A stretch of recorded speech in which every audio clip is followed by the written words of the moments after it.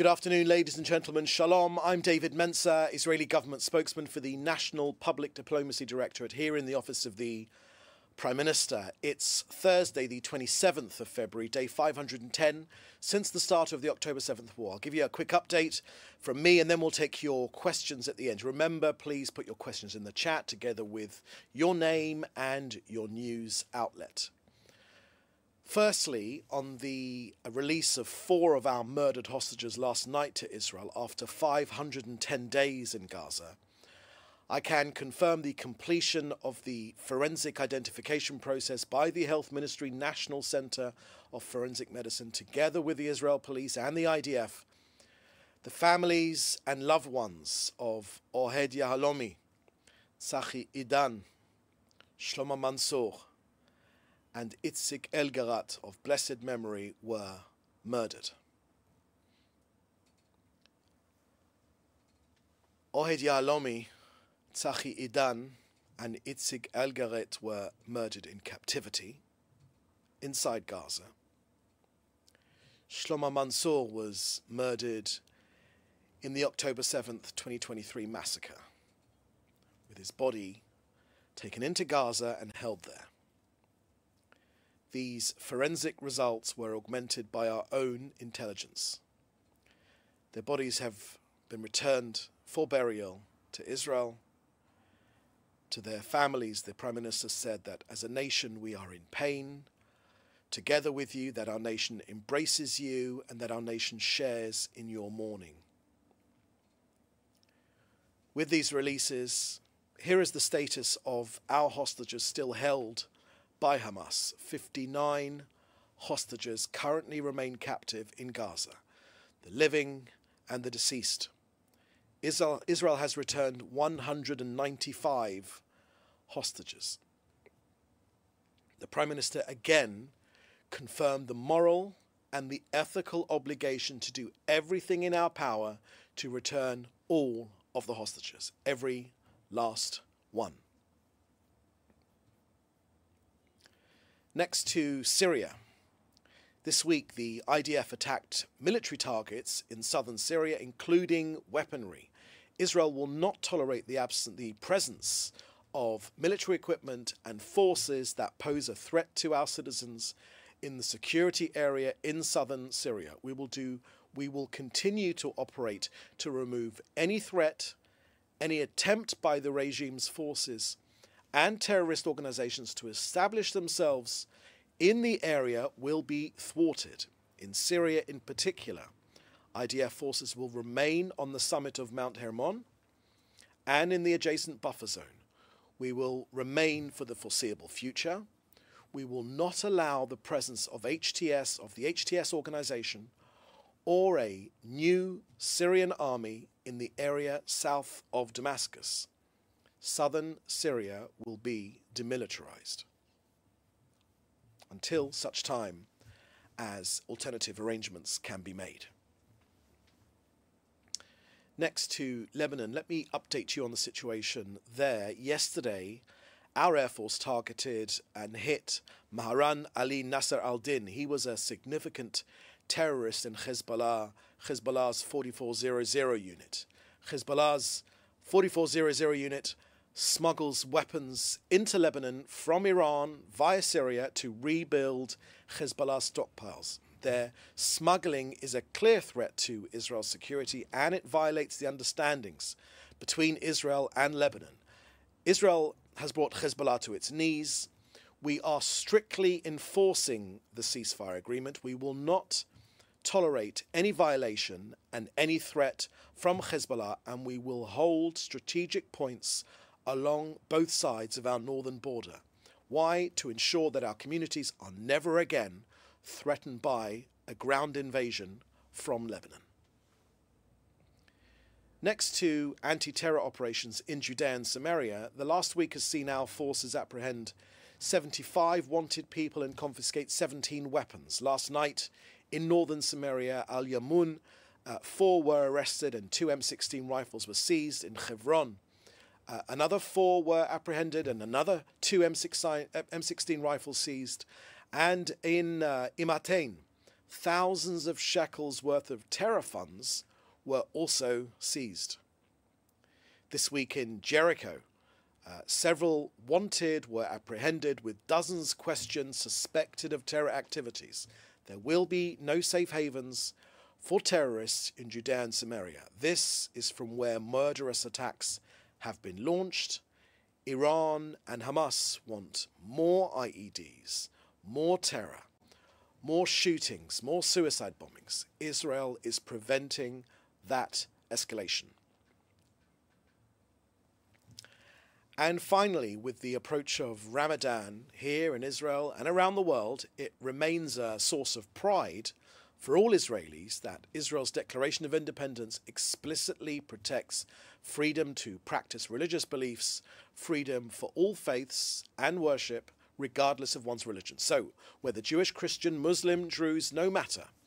The only time in hundreds of years when there has been freedom of religion and freedom of access to holy sites in this land has been since 1948 and the establishment of the State of Israel, and more specifically, since the city of Jerusalem was reunified in 1967. So, every day, over the next month, thousands are expected to arrive into Jerusalem's Old City and the surrounding areas. The overwhelming majority will come to pray and carry out the ancient customs of the holiday. They will be made welcome. Our goal this year, and indeed every year, is to ensure a safe environment for worship, freedom of worship, and we'll be working for the safe and orderly observance of the holiday. Israel prides itself that everyone will be able to mark and celebrate their holiday, including the many hundreds of mosques inside Israel, this year and every year. The government of Israel wishes a Ramadan Kareem to all those who want to worship it peacefully. Okay, so that's the end of our briefing here today. I will now take your questions. Please remember to put them in the chat together with your name and your news outlet. First question here is from Leo Soroka from the Washington Post. According to claims from the Palestinians' rights groups, the UN, the operation of the West Bank is driven more by political considerations than security needs aimed at the interests of Prime Minister Netanyahu's coalition. How would you respond to that? Thank you very much for that question, Lior. Let me share with you what we're doing inside Judea and Samaria. It is from there that many terrorist operations have been planned and executed. We know that Iran, having failed miserably in its attempt to destroy this country through its proxy in Gaza, through Hamas, having failed in that mission, having failed in there with their proxy up in Lebanon, they are now seeking to do the same with terrorist organizations, Hamas and others, inside Judea and Samaria. We know this is happening. We know they've tried to step up operations, particularly smuggling weapons from Jordan into Israel, and also to ignite the area. I myself have visited some of the military operations which are happening in Judea and Samaria. Their primary purpose is to ensure that this area is not ignited by Iran, via Iran, through to its proxies, terrorist organizations in that area. There have been, unfortunately, since October the 7th and before, sadly, many terrorist attacks which have emanated from Jenin. Jenin has become effectively abandoned by the Palestinian Authority to be run by the extremists and the terrorist organizations. We simply will not allow that to happen. We were taken by surprise on October the 7th. We will not be taken by surprise again. Israel wants peaceful relations with all the people in this region, but we will not allow communities in Judea and Samaria with terrorist organizations attacking our people as they wish to do, as they say publicly, that they wish to do, which is why The Prime Minister and the government have stepped up operations, and we will stay there indefinitely until such time as the threat of terrorist attack on our country recedes. Okay. By the way, Leo, that is precisely what every other country in the world would do. We're simply not going to wait to be attacked again from these terrorist organizations. Next question is from Joel Pollock at Breitbart News. With phase 1 over, will there be phase 2? And number 2, is Israel risking the future of negotiations by holding on to Philadelphia corridor? Okay, let me take those two questions together, Joel.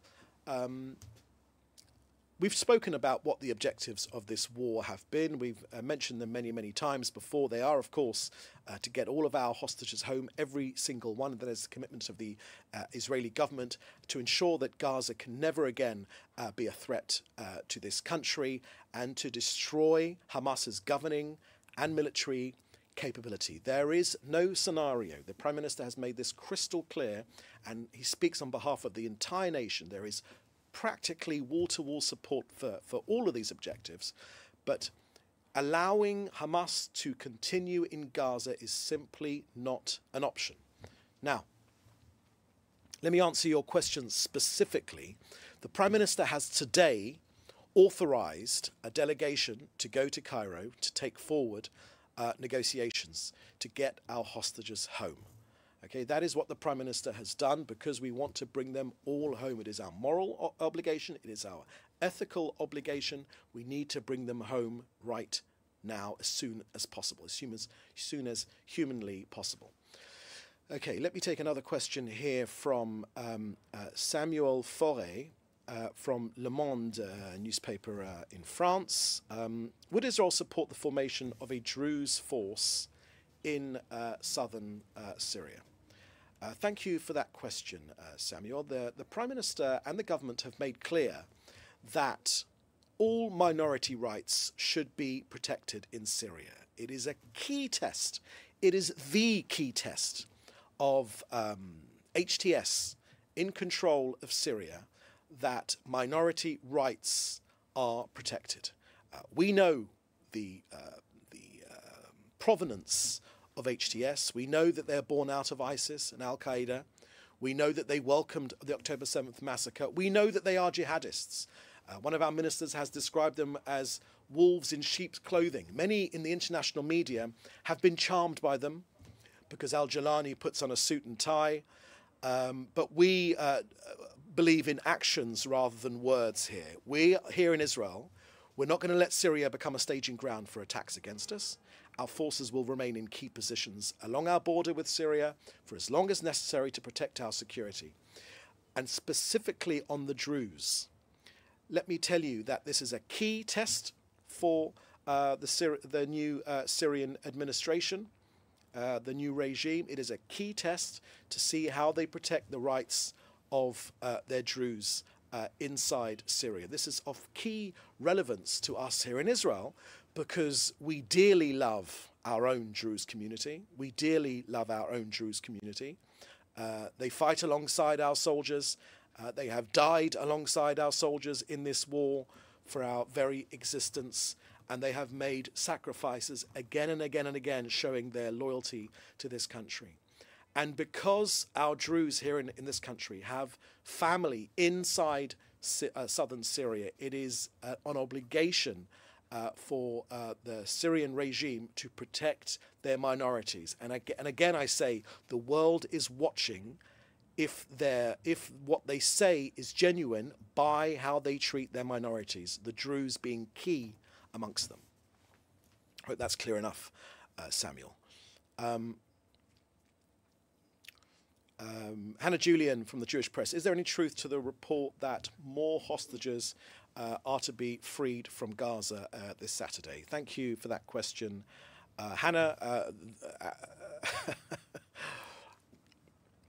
I'm not sure why you ask a question of me like that, having been part of these briefings for as long as you have been, but let me tell you that the Prime Minister today, just as we came on air, authorised for a delegation to leave for Cairo today to take forward these discussions. We want to bring home more hostages. Again, Hamas could release them now, right now. They could release them right now. None of us are surprised, of course, that they don't, because of the appalling way which they have dealt with the release of our hostages, parading the bodies of dead babies. Dead babies. That still shakes me to my very, very core. Okay. Hamas is a genocidal terrorist organization, and we are trying to get our people out. Next question here is from Hannah Leshinsky from All Israel News, with a declaration that it won't withdraw from Philadelphia. Has Israel officially closed the door on the possibility of phase 2 ceasefire? And second question, is the idea of creating a permanent post in the Sumerian refugee camps and preventing the return of their residents?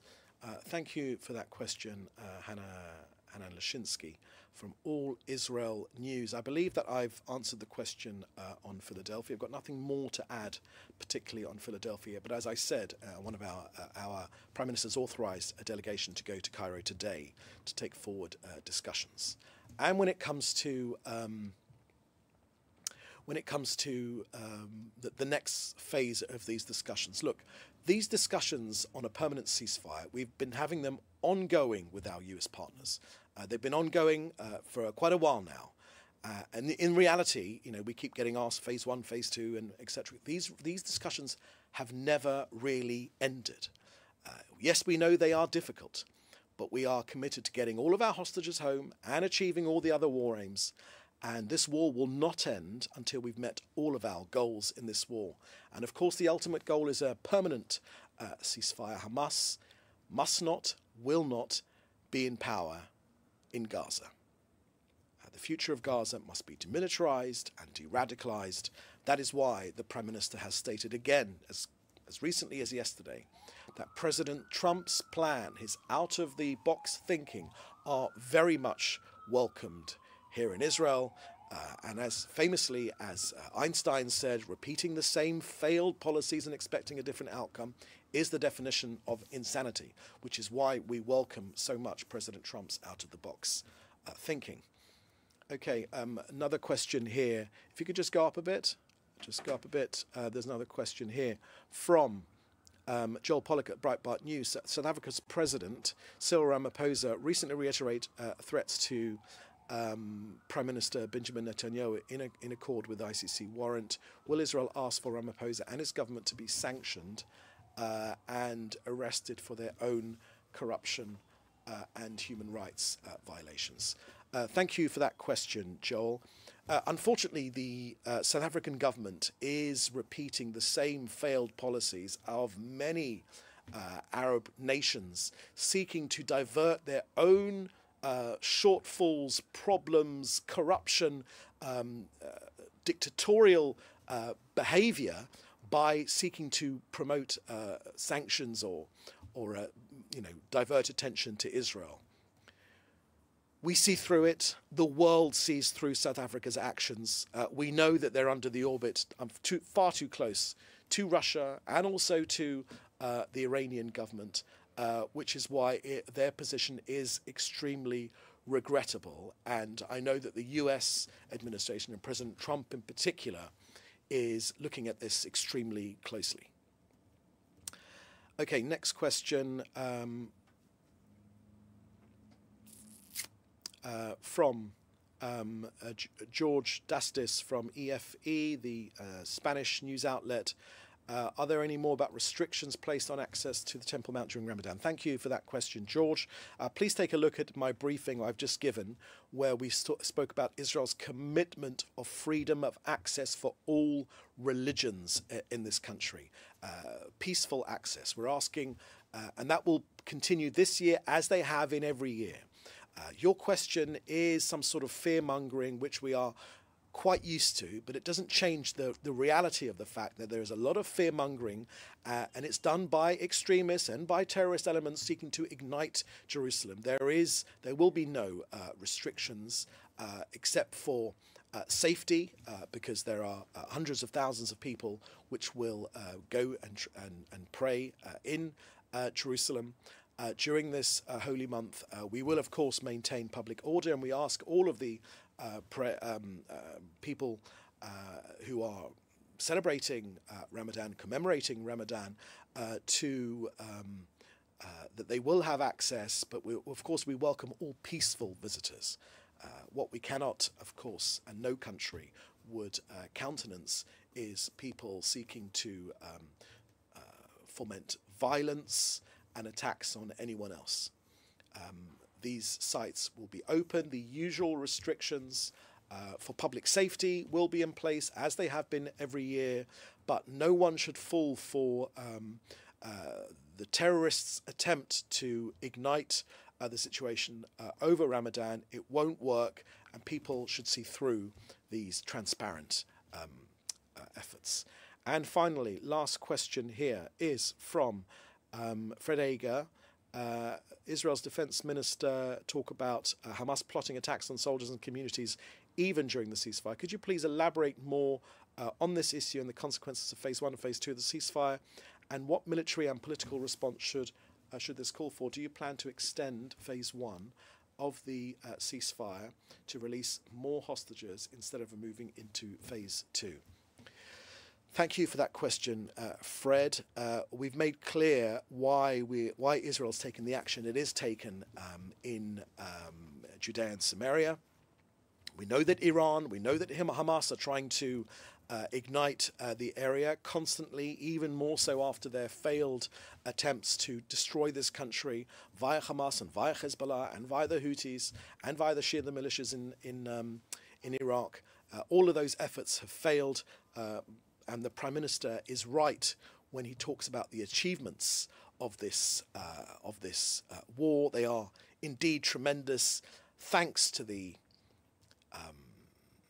heroic work and sacrifice of our soldiers. Hamas has been massively degraded. 20,000 of their terrorists have been eliminated. 90% of their rocket capability has been destroyed. Hezbollah's leadership has been wiped out. Its strategic capabilities degraded. Iran has been weakened. Its missile defenses seriously degraded. Its long-range missile production has been set back, and their vulnerability has been exposed. And all of this, we know, of course, Fred, led to the collapse of the Assad regime in Syria. So it's thanks to the heroism and the bravery and the sacrifice of our soldiers. The Prime Minister has talked about yesterday that Israel is reshaping the Middle East. The Prime Minister spoke about total victory. That is something we believe in this country. And it will result, after all this, in a more peaceful future. But we are not done yet. Now, as I said, the delegation has been sent to Cairo today, and I won't be negotiating in public, but our priority, of course, is to get our hostages home together with the other war aims.